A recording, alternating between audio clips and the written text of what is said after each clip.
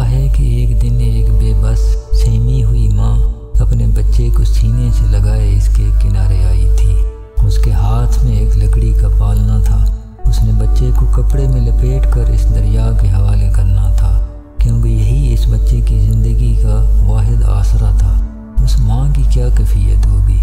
قرآن سورۃ القصص میں بتاتا ہے، اور ہم نے موسیٰ کی ماں کی طرف وحی بھیجی کہ اس کو دودھ پلاؤ، جب تمہیں اس کے بارے میں کچھ خوف پیدا ہو تو اسے دریا میں ڈال دینا، اور نہ تو خوف کرنا اور نہ رنج، ہم اس کو تمہارے پاس واپس پہنچا دیں گے اور پھر اسے پیغمبر بنا دیں گے۔ بندگی کی معراج تھی جو ایک ماں نے حکم خداوندی پر اپنا بچہ نیل کی موجوں کے حوالے کر دیا۔ اللہ پاک نے پھر اسے اسی کے گھر میں شہزادوں کی طرح پالا، جس کے خوف سے اسے ماں نے دریا کے حوالے کیا تھا۔ اسی ماں کی گود اسے محل میں لائی، اور اس ماں جیسی ایک اور محبت کرنے والی ماں بھی دی۔ یقین اسی بندگی کا نام ہے۔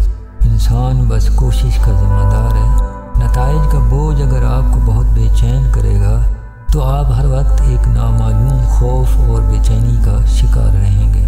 2019 کے ایک سروے میں دنیا بھر میں 300 ملین سے زیادہ اینزائٹی کے مریض تھے۔